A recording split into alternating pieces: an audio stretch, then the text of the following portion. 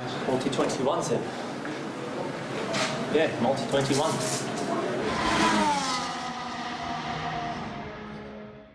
Et bonjour ou bonsoir à tous. On se retrouve aujourd'hui pour le débrief du Grand Prix du Mexique. Je suis en compagnie de Aurélien Attard. Aurélien, comment vas-tu? Bonjour à tous, bonjour Paul, ça va bien, et toi comment te portes-tu? Eh bien, écoute, plutôt pas mal. J'ai apprécié ce petit Grand Prix du Mexique, hein, cette ferveur mexicaine. Mais on m'a dit dans l'oreillette que toi, pour le coup, tu l'as trouvé plutôt ennuyeux. Oui, on aura l'occasion d'en reparler, mais personnellement je l'ai trouvé très très ennuyeux. Alors le cadre, tu as raison de le préciser, le cadre était vraiment magnifique. Les spectateurs étaient au rendez-vous justement pour soutenir Sergio Pérez et il ne les a pas déçus, donc c'était très agréable à voir. Mais concernant la bataille en tête de la course, en fin de parcours, voilà, c'était un petit peu difficile à suivre. En plus, le Grand Prix s'est tenu en fin de journée, donc on avait parfois les yeux qui se fermaient tout seuls. D'accord, d'accord. Eh bien, écoute, on a quand même quelques sujets hein, aujourd'hui à parler. On va pouvoir parler de cette belle victoire d'Hamilton, de la stratégie Ferrari qui ne marche toujours pas, de Verstappen capable du meilleur comme du pire, aussi bien samedi que dimanche. Voilà. Par quoi est-ce que tu veux qu'on commence? Ah bah, par Verstappen, évidemment, un cas incompréhensible. On est d'accord. On rappelle hein, Verstappen qui fait la pole, qui fait la pole samedi. Bottas se crache, Verstappen voit le drapeau jaune agité et claque une super pole sur ce tour-là en passant devant Bottas accidenté.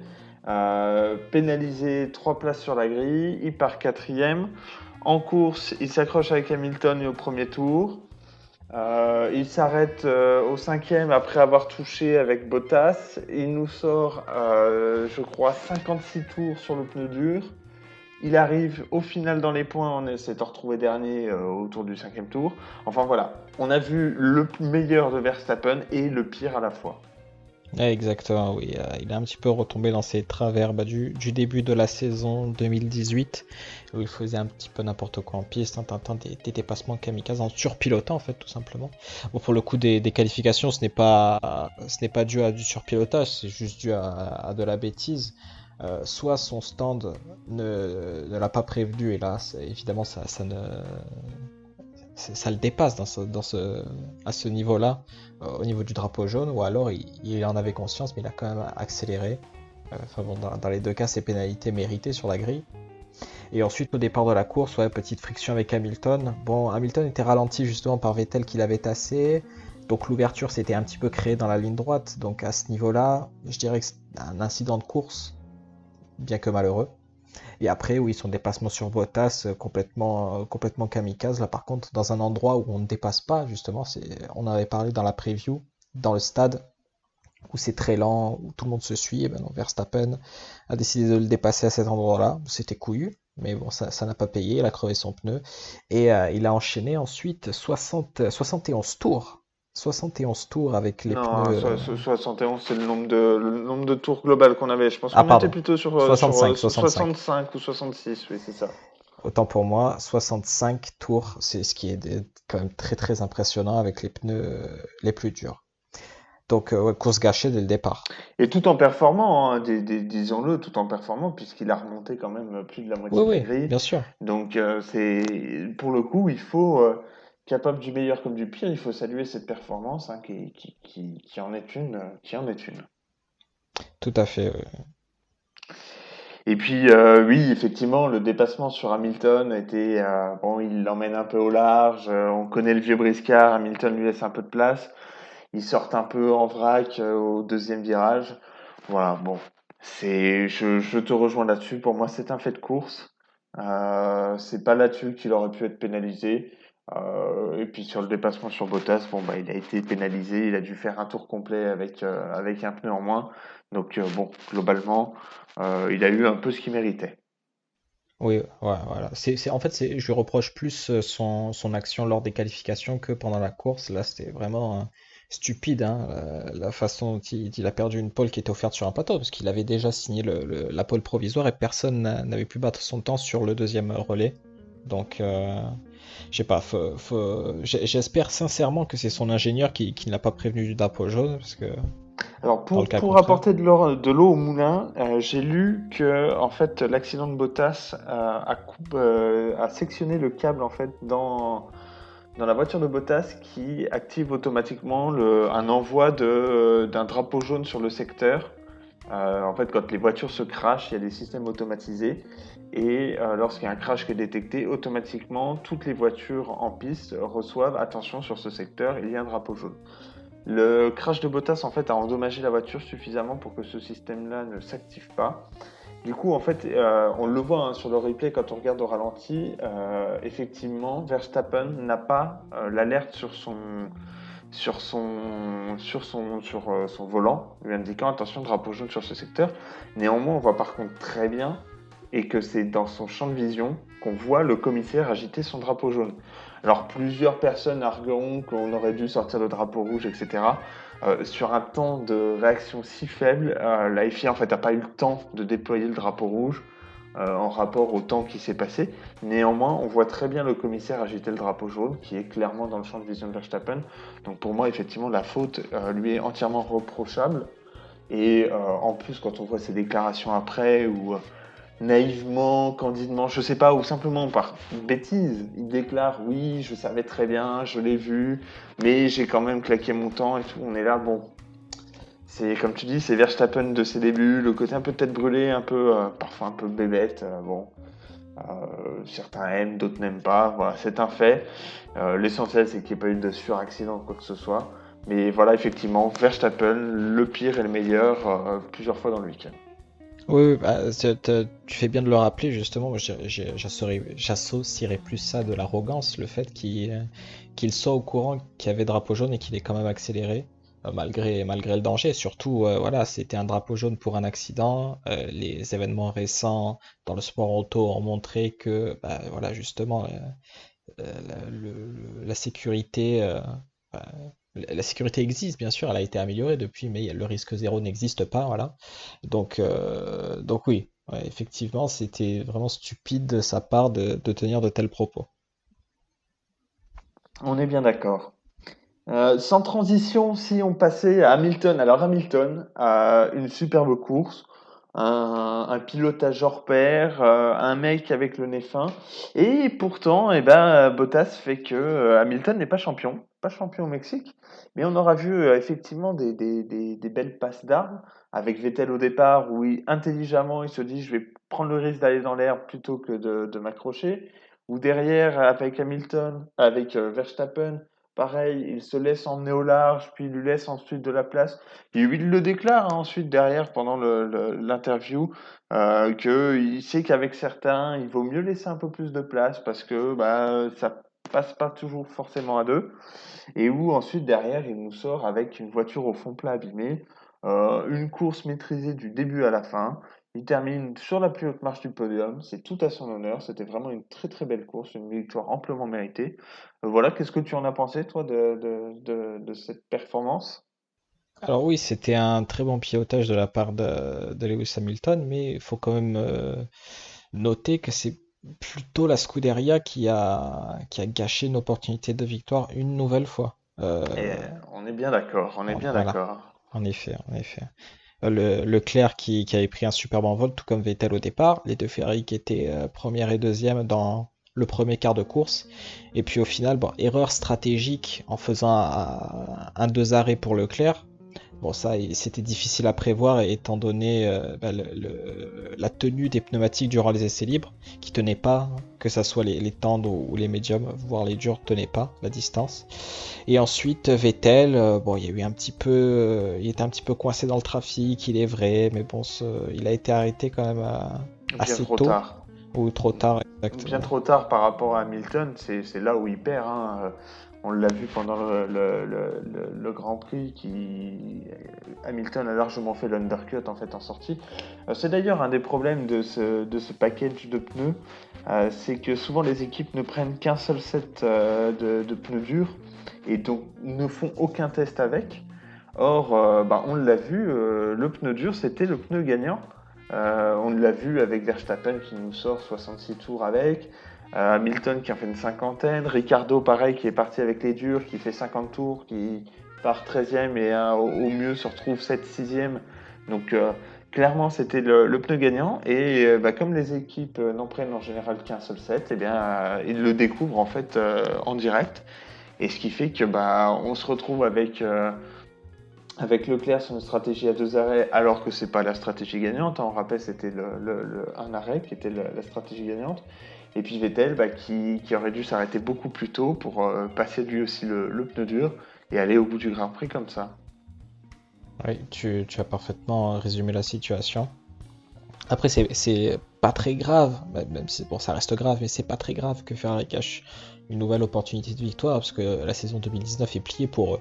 Mais voilà, le plus important pour eux, c'est apprendre de leurs erreurs. Bon, pour l'instant, ça n'a pas trop l'air d'être le cas, On mais enchaîne j'espère plutôt que les erreurs. voilà, et j'espère que d'ici 2020, ils auront trouvé l'espèce de formule magique pour voilà, avoir des stratégies à la Mercedes plutôt que des stratégies à la Ferrari. On est d'accord, là, on peut dire que, alors peut-être pas sur tous les mêmes points, mais au global, la Ferrari vaut à peu près la Mercedes. On l'a vu qu'ils sont capables d'enchaîner les pole positions, de finir sur les podiums à la régulière, voire sur la première en première place. Cette saison 2019, elle est pliée, on est d'accord. C'est effectivement le moment de faire ces erreurs-là. On espère juste qu'on les reverra pas l'année prochaine parce que on a l'impression que c'est un peu la rengaine. Ferrari, à chaque fois, c'est l'année prochaine, ce sera notre année. Et puis, on enchaîne les erreurs, les erreurs. Alors, il faudrait peut-être aller fact-checker un peu tout ça.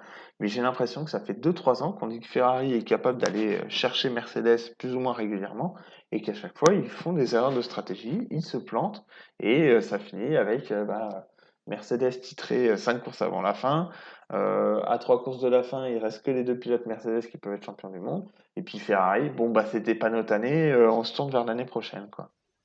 Oui, ouais, bah, il est un petit peu loin malheureusement le temps de Todd où Ferrari réalisait des stratégies géniales à base de 4 arrêts au stand ou alors Schumacher qui enchaîne 20 tours de qualification pour dépasser les McLaren. Enfin bref, Ferrari de toute façon a connu ça avec Schumacher, avec Todd, avec Brown et Bayern et aujourd'hui, malheureusement, je ne saurais pas dire ce qui se passe. Évidemment, je suis pas dans les petits papiers de la Scuderia, mais il y a vraiment un gros problème au niveau de la stratégie. On est d'accord. Peut-être, peut-être que la solution serait d'arrêter de copier Mercedes dans ce cas-là, c'est-à-dire en qualification, en Q2, au moment où les pilotes choisissent leur train de départ, au lieu de faire un temps avec un pneu un cran plus dur, faire un temps en rouge, claquer la pole position, parce que voilà, les Ferrari sont nettement meilleurs que les Mercedes en cette fin de saison, s'échapper ensuite en début de course avec les pneus rouges, et ensuite voilà, s'arrêter quand les pneus sont véritablement morts, plutôt que d'attendre l'undercut, l'overcut, le que sais-je encore. Voilà. C'est un peu malheureusement le jeu de cette stratégie Pirelli, mais même si on remonte plus loin dans les quelques années, quelques décennies en arrière, à l'époque, avec les pneus Michelin Goodyear, on avait quand même un paquet de dépassements qui se faisaient dans les stands, à coup effectivement d'overcut, d'undercut ou que sais-je encore. Et c'est un peu le problème de cette Formule 1 aujourd'hui, c'est qu'en termes de stratégie, tout le monde est un peu sur la même. Même si au Mexique, pour le coup, on a vu quand même quelques variations, mais globalement, tout le monde est un peu sur la même stratégie. Et du coup, tout se joue à qui rentre le premier en faisant un ratio de est-ce que mes pneus vont tenir jusqu'au bout. Et globalement, je suis d'accord avec toi que ça gâche un petit peu le plaisir, quoi. On préférerait voir Ferrari ou qui que ce soit d'autre d'ailleurs, hein, y aller comme un bourrin, claquer 20 tours de qualif, et puis ensuite aller troquer pour les durs, et puis finir tranquillement en assurant sur la distance, l'écart qui a été creusé avant. Plutôt que chacun roule un peu à l'économie, puis c'est celui qui rentre le premier pour rentrer le deuxième derrière, en espérant qu'il n'y ait pas de safety car. C'est effectivement parce qu'il y a de plus agréable à regarder. Tout à fait d'accord. Je pense qu'on peut passer au sujet suivant.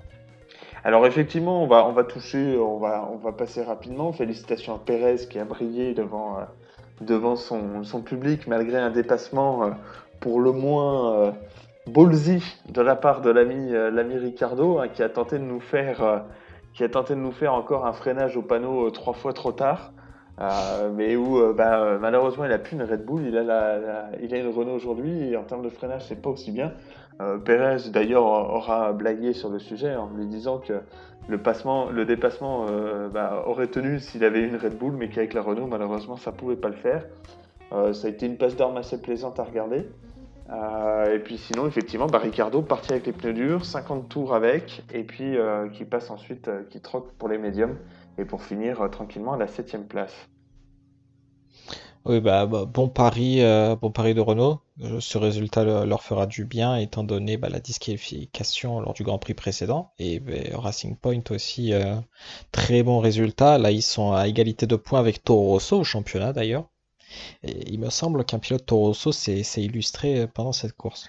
Et oui, puisque, alors juste mea culpa, c'est Pérez qui finit à 7e place et Ricciardo à la 8e.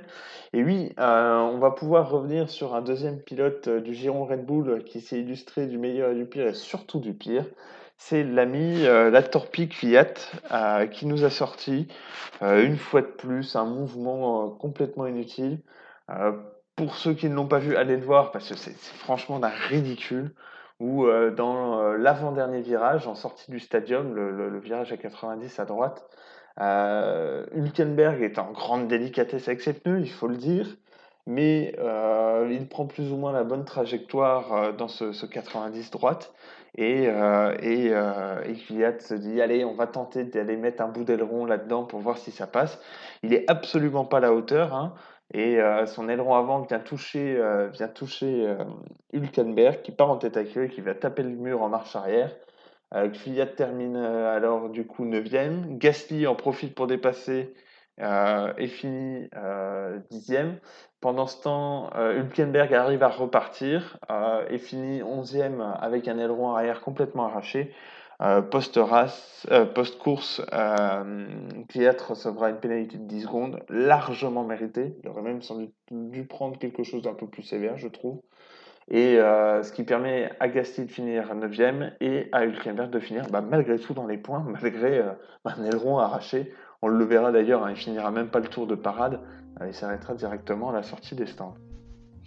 Oui, d'ailleurs, on a oublié de le préciser, mais le dépassement de Kvyat, c'était dans le dernier tour, dans le dernier freinage du dernier tour. Oui.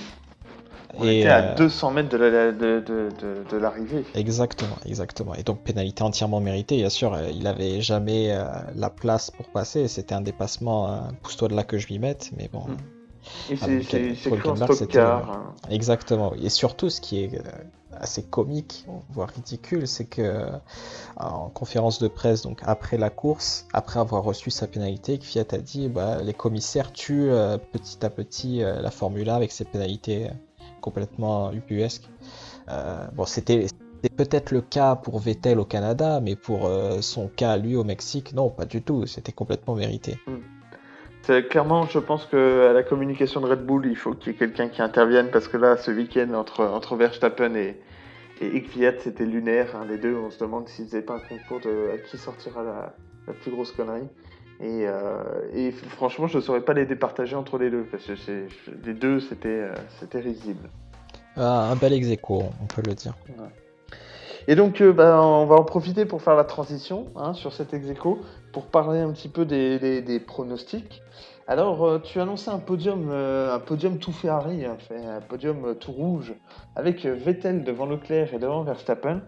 Je suis désolé de te dire que tu n'as que Vettel et encore, il est mal passé. Alors que moi, à l'inverse, je mettais Leclerc devant Hamilton et devant Vettel. Et où là, j'ai deux pilotes du coup qui sont mal placés. Je prends donc l'ascendant sur toi. Bien joué. Et par contre, merci beaucoup. Au jeu des pronostics, on va pas refaire toute la liste, mais globalement, donc toi tu avais bien pronostiqué Vettel et tu avais bien pronostiqué Sainz, malgré une course, on l'a pas dit, mais assez tristoun de la part de McLaren. Et moi à l'inverse, c'était Ricciardo que je plaçais devant et Magnussen, ce qui nous fait une égalité 2-2. On repart dos au mur.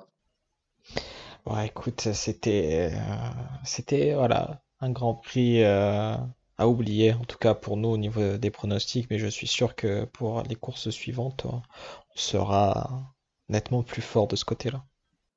Voilà. Et ça nous amène sur cette fin de pronostic à la fin de la vidéo. On vous remercie tous. On fait un petit coucou à nos amis de l'équipe Multi21 qui sont déjà en train d'enregistrer, eux, le preview du Grand Prix d'Austin, puisque c'est dès la semaine prochaine, enfin dès cette semaine même d'ailleurs. Je te remercie Aurélien de m'avoir accompagné dans cette vidéo. Vous pouvez nous suivre sur les réseaux sociaux, sur Twitter. N'hésitez pas à commenter, à liker, etc. C'est toujours pareil, on prend un malin plaisir à vous répondre quand vous le faites. Et puis, eh ben, je te souhaite une bonne soirée et je te dis à la semaine prochaine, dans même 6 jours, pour le Grand Prix d'Austin. Salut, salut! Salut à tous.